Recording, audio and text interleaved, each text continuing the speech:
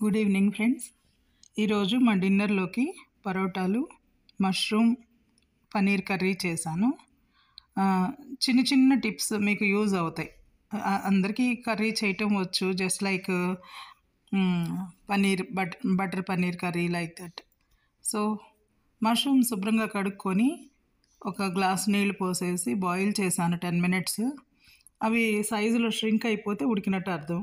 ఇక్కడ ఈ కడాయిలో మసాలా దినుసులు ఏవైతే బిర్యానీ దినుసులకు వాడతారో ఆ మసాలా దినుసులు, టొమాటోలు, ఆనియన్, ఎండుమిర్చి, పుదీనా, కొత్తిమీర అన్నీ వేసి అక్కడ ఫ్రై చేసి పక్కన పెట్టుకొని కొంచెం వాటర్ కలిపి అది చల్లారాక మిక్సీ తిప్పుకొని మెత్తటి పేస్ట్లా చేసి పక్కన పెట్టుకుంటాను. ఈ మష్రూమ్స్ వడకట్టుకొని చల్లారనివ్వాలి. ఇవి ఏవైతే ఉన్నాయో బ్లెండర్లో బాగా చాలా మెత్తగా చేయాలి. ఆనియన్ ఒక పక్క కట్ చేసి పెట్టుకున్నాను, ఇవేమో వడకట్టుకొని ఆరుతున్నాయి. తర్వాత ఇంకొక కడాయి తీసుకొని కొంచెం బటరు, మీకు ఇష్టమైతే నూనె వేసుకోండి, లేదా ఇంకా హెల్త్ కాన్షియస్ అంటే కొబ్బరి నూనె కానీ ఆలివ్ ఆయిల్ కానీ వాడుకోండి, మీ ఇష్టం. నాకైతే బటర్తో ఇష్టం. సో ఇంకొన్ని మసాలా దినుసులు వేసాను, జీడిపప్పులు వేసాను, కొత్తిమీర, కరివేపాకు, ఆనియన్, పచ్చిమిర్చి వేసి వేయిస్తున్నాను. ఈ ప్రాసెస్లో మీకు పన్నీర్ కూడా ఫ్రిడ్జ్లో నుండి తీసి వాటర్లో మంచినీళ్ళలో ఒకసారి కడిగి వాటర్లో వేసి పెట్టుకోండి, ఎందుకంటే ఆ చల్లదనం పోతే తొందరగా వేగిద్ది.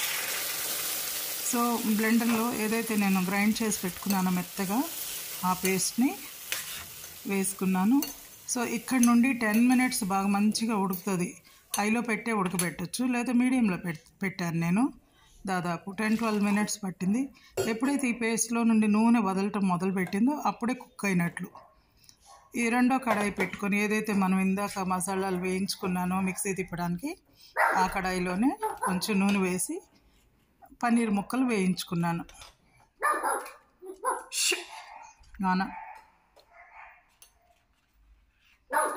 కర్రీ ఆల్మోస్ట్ దగ్గర పడుతుందండి.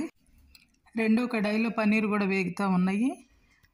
సిమ్లో పెట్టే వేయించాలండి. పన్నీర్ని మాత్రం మంచి గోల్డెన్ బ్రౌన్ వచ్చేలాగా సిమ్లో పెట్టి వేయించి, తర్వాత చల్లటి నీళ్ళు అంటే మామూలు మంచినీళ్ళు అంతే, అవి దానిలో వేసేసి ముక్కలు పిండి తీసుకొని పక్కన పెట్టుకోవాలి పన్నీర్ ముక్కలు.